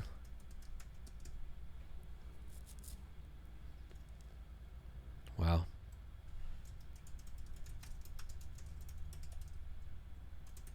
I know Paul quoted it. Wow. Okay. Forgive me. I am all over the place here. Let's just move on. I'll take my licks and let's move on. Okay. So, crazy rabbit trail. Let's go back to the manna. Right? So, he's going to give a certain rate every day and to test them whether they'll walk in my Torah or not. So, are they going to go back out on the Sabbath for provisions, or are they going to stay in their tents, right, and not have to go out and get it? It shall come to pass. Okay, so we read that. Verse 6. And Moshe and Aharon said unto all the children of Yashar, At evening, then ye shall know that Yahuwah has brought you out from the land of Mitzrayim. And in the morning ye shall see the glory of Yahuwah. For he that hears your murmurings against Yahuwah. For that he hears your murmurings against Yahuwah. And what are we that you murmur against us? And Moshe said, This shall be when Yahuwah shall give you in the evening flesh to eat, and in the morning bread to the full. For that Yahuwah hears your murmurings which you murmur against him. And what are we? Your murmurings are not against us, but against Yahuwah. And Moshe spoke unto Aharon, Say unto the assembly of the children of Yashar, Come near before Yahuwah, for he has heard your murmurings. And it came to pass, as Aharon spoke unto the whole assembly of the children of Yashar, that they looked toward the wilderness, and behold, the glory of Yahuwah appeared in the cloud. And Yahuwah spoke unto Moshe, saying, I have heard the murmurings of the children of Yashar. Speak unto them, saying, At evening ye shall eat flesh, and in the morning ye shall be filled with bread, and ye shall know that I am Yahuwah Lahaikim. And it came to pass that at evening quails came up and covered the camp, and in the morning the dew lay around about the host. And when the dew that lay was gone up, behold, upon the face of the wilderness there lay a small round thing, as small as the hoarfrost on the ground. And when the children of Yashar saw it, they said one to another, It is manna. What is ma-na? What is it? That's Hebrew is ma. Like, what? Nah, what is it? For they knew not what it was. And Moshe said unto them, This is the bread which Yahuwah has given you to eat. This is the thing which Yahuwah has commanded. Gather of it every man according to his eating, an omer for every man according to the number of your persons. Take ye every man for them which are in his tents. And the children of Yashar did so, and gathered some more, some less. And when they did meet it with an omer, he that gathered much had nothing over, and he that gathered little had no lack.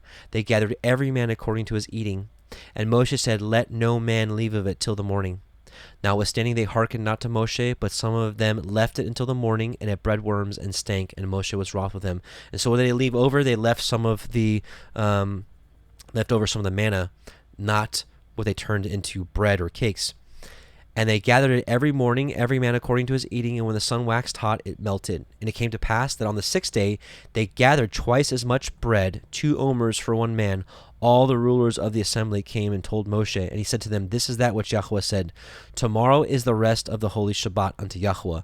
Bake that which you will bake today, and seethe that you will seethe, and that which remains over lay up for you to be kept until the morning. And so this verse here brings up a big divide of discussions amongst the called out assembly, and a lot of people, when coming into this, learn and glean a lot of things from Judaism. And again, growing up in Judaism myself, I can tell you of a lot of these traditions that are really just added traditions, and they have a basis and foundation in the Talmud, the oral law. This brings up cooking on Shabbat, and this is a topic that every time I bring it up, I get a lot of resistance, a lot of people defending the traditions that we've been passed down by Judaism. And I'm here to tell you, there is no direct commandment that tells you not to cook on Shabbat. It's really just tradition, or people saying that cooking is work, but cooking is part of life. It's not how you earn an income. Well, if you're a chef, obviously don't go to your job as a chef to cook. But a lot of people actually use this verse here to try to say it's saying something it doesn't say, because here's what he's saying. Bake that which you will bake. And the Hebrew word kol, or hakol, which means all of it, isn't used here. And it's used all throughout the book of Exodus. All.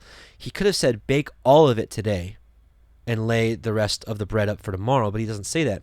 He's saying, bake that which you will bake. So bake how much you want to bake today, and seethe that which you will seethe today, and that which remains over lay up for you to be kept until the morning.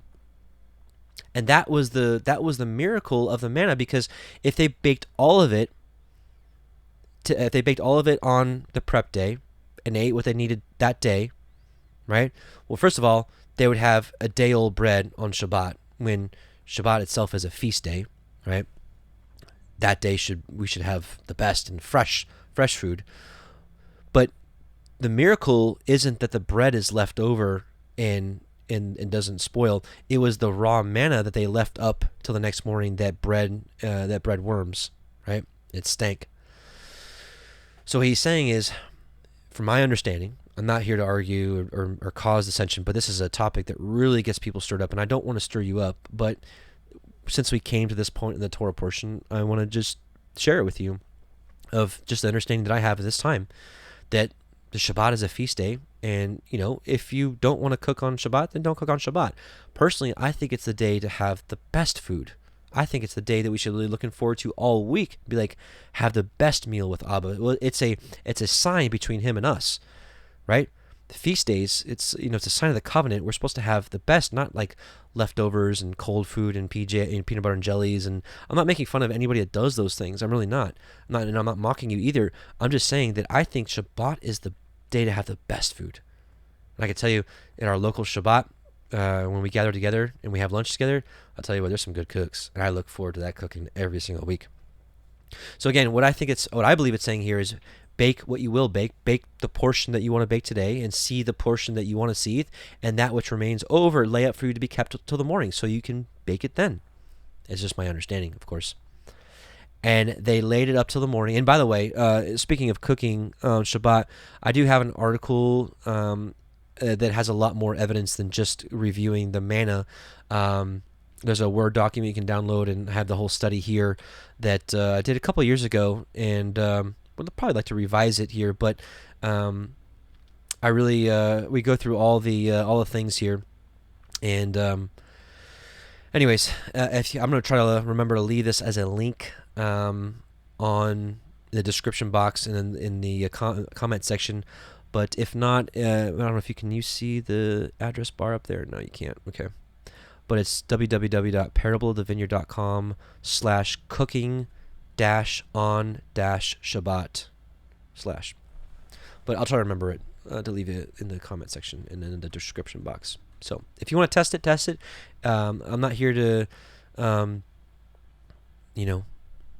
I guess we are always here to challenge each other on our current beliefs, but I find it a blessing to have the best and the freshest food on Shabbat, not leftovers and cold food and things like that. So enough of that. Let's move on. Exodus 16:24, and they laid it up to the morning as Moshe bade, and it did not stink, neither was there any worm therein. It was the manna that bred worms. And Moshe said, eat that today, for today is a Shabbat unto Yahuwah. Today you shall not find it in the field. 6 days shall you gather it, but on the seventh day, which is the Shabbat, in it there shall be none. So again, our overall lesson here is that the thing we can stand firm on, and is really not debatable, is that we should not go out to buy or to get our provisions on the Shabbat. That's just how I understand it. And it came to pass that there went some out on the people on the seventh day to gather, and they found none. And Yahuwah said unto Moshe, how long refuse you to guard my commandments and my Torah? So this is the ultimate test, and this is what's clear in his Torah, is that we shouldn't be going out on the Shabbat to purchase provisions, to go get provisions. And that includes going to a restaurant and making somebody work. That is the big gleaning for us today. And this is what Yahuwah, this is what Yahuwah brought before Moshe. Not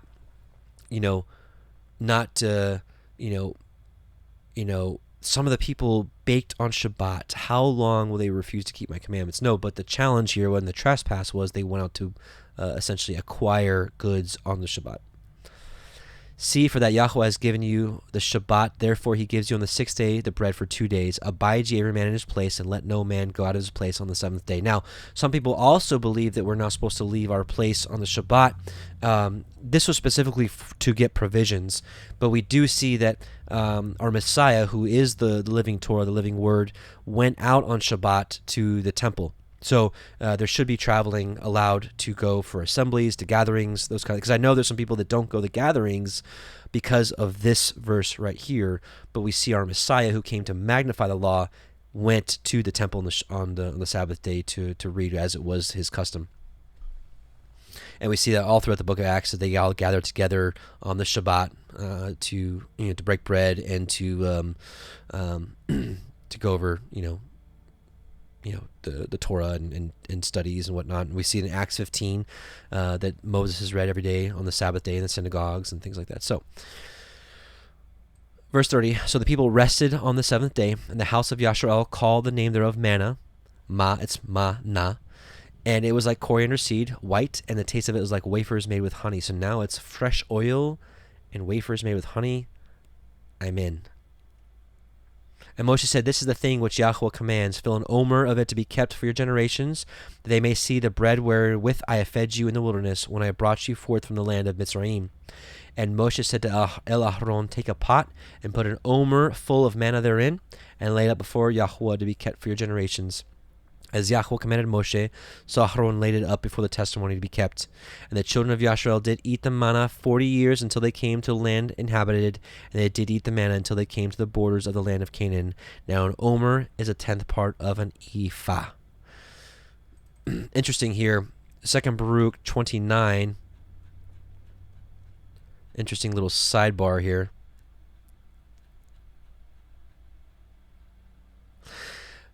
And he answered and said unto me, whatsoever will then befall will befall the whole earth. This is time of the great tribulation. Therefore all who live will experience them. This is the tribulations. For at that time I will protect only those who are found in those selfsame days in this land. So the people he gathers, he'll only protect them. And it shall come to pass, when all is accomplished that was to come to pass in those parts, that Hamashiach shall then begin to be revealed. And let's see, verse 8. And it shall come to pass at that selfsame time that the treasury of manna shall again descend from on high, and they will eat of it in those years, because these are they who have come to the consummation of time. Interesting. We could probably spend a little time on that, but we'll move forward. We can review that another time. Actually, I think we talked about it quite a bit in our Baruch, 2 Baruch line by line study. Interesting. All right, last chapter, 17. And all the assembly of the children of Yashar journeyed from the wilderness of Sin after their journeys according to the commandment of Yahuwah and pitched in Rephidim, and there was no water for people to drink. Wherefore the people did chide with Moshe and said, Give us water that we may drink. And Moshe said unto them, Why chide you with me? Wherefore do you tempt Yahuwah? And the people thirsted there for water. And the people murmured against Moshe and said, Wherefore is this that you have brought us up out of Mitzrayim to kill us and our children and our cattle with thirst? So hunger and thirst is how people are tested. And Moshe cried unto Yahuwah, saying, What shall I do unto these people? They be almost ready to stone me. And Yahuwah said unto Moshe, Go on before the people, and take with you of the elders of Yashar, and your rod wherewith you smote the river, take it in your hand and go. Behold, I will stand before you there upon the rock in Horeb.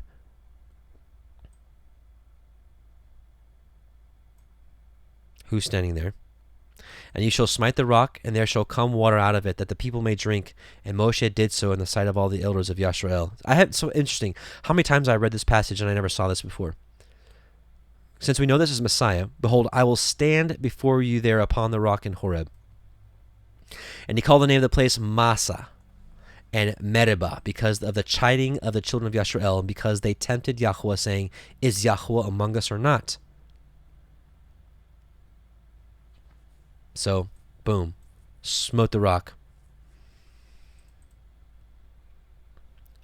1 Corinthians 10, 1 through 12. Moreover, brethren, I would not that ye should be so ignorant, how that all of our fathers were under the cloud, and all passed through the sea, and were baptized unto Moses in the cloud and the sea, and did all eat the same spiritual meat, and did all drink the same spiritual drink. For they drank of that spiritual rock that followed them, or probably better, led them, and that rock was Messiah. But with many of them Elohim was not well pleased, for they were overthrown in the wilderness. Now these things were our examples, to the intent that we should not lust after evil things, as they also lusted. Neither be ye idolaters, as some of them were. As it is written, the people sat down to eat and to drink and rose up to play. This, of course, is the golden calf. Neither let us commit fornication, as some of them committed, and fell in one day 23,000. This is, of course, with the testing through Balaam and through the Midianites. Neither let us tempt Messiah, as some of them also tempted, and were destroyed of the serpents. Right? They tested Messiah. Neither murmur you, as some of them also murmured, and you were destroyed of the destroyer. Now all these things happened unto them for examples, and they are all written for our admonition, upon whom the ends of the world are come. Wherefore let him that thinketh that he stands take heed lest he fall. So basically, long story short, let this whole wilderness thing be a lesson for us, and let us not murmur and complain, and let us pass these tests with reverence and fear of Yahuwah. John 7:38, he that believes on me, as the scripture has said, out of his belly shall flow rivers of living water. Just like he cracked the rock and John 4:14, but whoever drinks of the water that I shall give him shall never thirst, but the water that I shall give him shall be in him a well of water springing up unto everlasting life. Hallelujah. All right, we're going to finish up here with 17, 8 through 16. Then came Amalek and fought with Yashar and Rephidim, and Moshe said unto Yahusha, this is Joshua, of course, choose us out men and go fight with Amalek. Tomorrow I will stand on the top of the hill with the rod of Elohim in my hand. So Yahusha did as Moshe had said to him, and fought with Amalek. And Moshe, Aharon, and Hur went up to the top of the hill. And it came to pass, when Moshe held up his hand, that Yashar prevailed, and when he let down his hand, Amalek prevailed. But Moshe's hands were heavy, and they took a stone and put it under him, and he sat thereon. And Aharon and Hur stayed up his hands, the one on the one side and the other on the other side, and his hands were steady until the going down of the sun. And Yahusha discomfited Amalek and his people with the edge of the sword. And Yahuwah said unto Moshe, write this for a memorial in a sefer, and rehearse it in the ears of Yahusha, for I will utterly put out the remembrance of Amalek from under the heavens. And Moshe built an altar, and called the name of it Yahuwah Nisai, Yahuwah, my banner. For he said, because Yah has sworn that Yahuwah will have war with Amalek from generation to generation. And we're going to find out why, because the book of Yashar tells us a little more clearly what the big deal with Amalek was. So Yashar 81:52, And when the children of Israel were in Rephidim, Amalek the son of Eliphaz, the son of Esau, the brother of Zepho, came to fight with Israel. And he brought with him 801,000 men, magicians and conjurers, and he prepared for battle with Israel in Rephidim. And they carried on a great and severe battle against Israel, and Yahuwah delivered Amalek and his people into the hands of Moses and the children of Israel, and into the hands of Yahusha the son of Nun, the Ephrathite, the servant of Moses. And the children of Israel smote Amalek and his people at the edge of the sword, and that the battle was very sore upon the children of Israel. And Yahuwah said to Moses, Write this thing as a memorial for thee in a book, and place it in the hand of Joshua the son of Nun, thy servant. And thou shalt command the children of Israel, saying, When ye shall come into the land of Canaan, thou shalt utterly efface the remembrance of Amalek from under heaven. And Moses did so, and he took the book and wrote upon these words, saying, Remember what Amalek has done to you in the road when you went forth from Egypt, who met you in the road and smote thy rear, even those that were feeble behind you, and when you were faint and weary. So he, like a coward, went to the back and started smiting the weak of Israel. Therefore it shall be written, when Yahuwah your Elohim have given you rest from all your enemies round about in the land which Yahuwah your Elohim gives you for an inheritance to possess it, that you shall blot out the remembrance of Amalek from under heaven. You shall not forget it. And the king shall have pity on Amalek, or upon his memory, or upon his seed, behold, I will require it of him, and I will cut him off from among his people. Didn't Saul have mercy on a king of from the descendants of Amalek? Was it Agag? Yeah. And Moses wrote all these things in a book, and he enjoined the children of Israel respecting all these matters. And a couple last things. We're going to look at the Targums, just a couple verses in 17.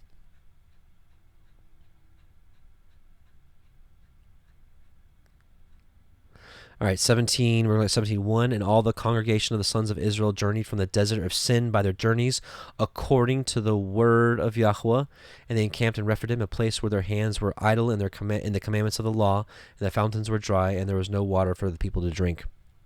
We're going to look at verse 13.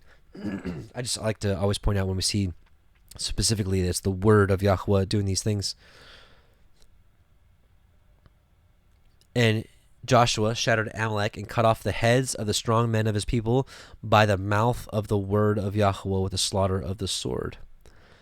And we're going to look at 15 through 16. And Moshe built an altar and called the name of it, The Word of Yahuwah is my banner, for the sign which he has wrought in this place was on my behalf. And he said, Because the word of Yahuwah has sworn by the throne of his glory that he by his word will fight against those of the house of Amalek and destroy them into the generations, from the generations of this world to the generations of the Messiah, and from the generations of the world to come. So, that herein is the end of Beshelach. I pray that it might have been a blessing for you. I didn't realize this was such a long Torah portion. A lot to go over, a lot to cover. But in any case, let's pray. Heavenly Father, Yahuwah Most High, we come before you and we bless you and praise you, knowing that you are the Father of all, and that you sent your Son, Messiah Yahushua, to do all these wonders, Father, and that his kingdom is coming. Your kingdom is coming, Father. And we just pray that you would continue to guide us and bless us, that we may have understanding in your word, that we may do what's right in your sight, because we love you and it's the right thing to do. And we want to have hearts like David. We want to have a heart like Messiah Yahushua, to have an absolute love for you and for the people. Father, bless us with your wisdom and understanding, for how can we understand anything unless you give it to us? Father, it is you, through you and your Ruach, that all things are to be understood and to have a true fear and reverence of you. Father, I pray you'd continue to bless us on this Shabbat that you say is a sign between us and you, and let us further be refined in the way until Messiah Yahushua comes and gather us. Father, please send Messiah Yahushua to come gather you people once again. We're waiting for you. In his name, Yahushua, we do pray. Amen and hallelujah. Yahuwah. We're going to do a couple more songs, and we're going to end this evening. And just to remind you, our Passover we're going to be doing is in Lebanon, Missouri, April 15th to the 24th. We're going to camp out. You can bring your camper, although the RV spots are taken. You can boondock if you want. There are also other RV parks a couple miles away if you want all the amenities, but still be close to us. There's Airbnbs close by if you don't want to camp. There's hotels nearby, 20-30 minutes away if you want to get a hotel room and not camp with us and just come for the festivities. So look in the description box of this video, and you'll see the information, the sign up sheet and the information sheet, costs, those kind of things for Passover if you would like to come. So with that, brothers and sisters, blessings to you in Yahushua's name.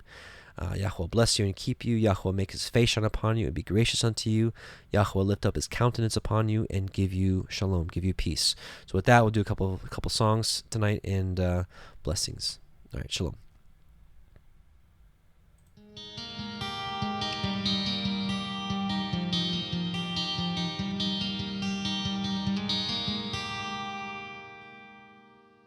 יברכך יחוה וישמרך,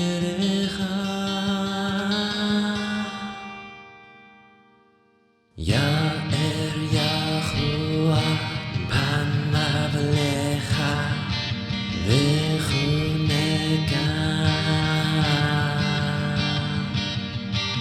יישא יחוה פניו לך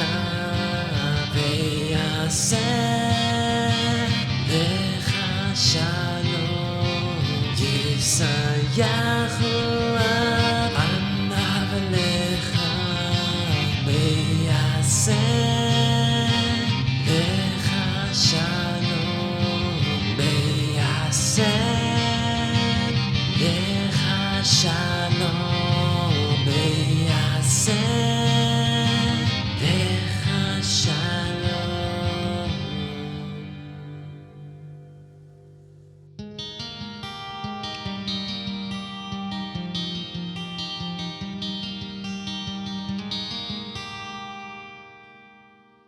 Yahuwah bless you and keep you. Yahuwah make his face shine upon you and be gracious unto you. Yahuwah lift up his countenance upon you and give you peace. Yahuwah make his face shine upon you and be gracious unto you. Yahuwah lift up his countenance upon you and give you peace.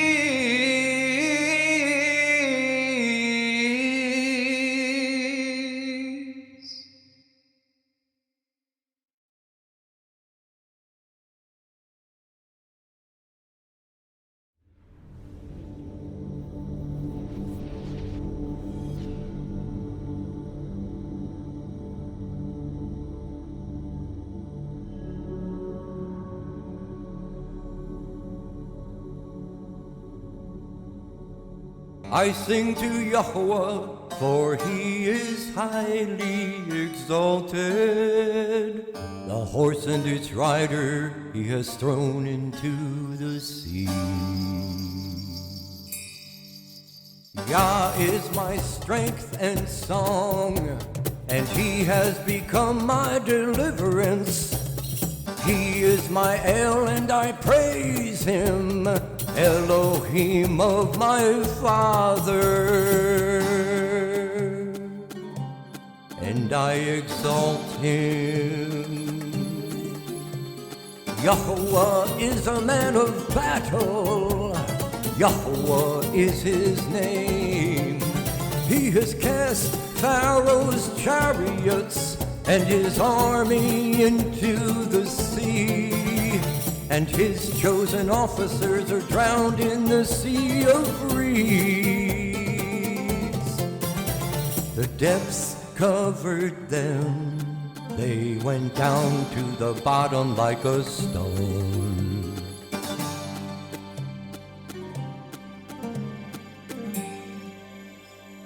Your right hand, O Yahuwah, has become great in power.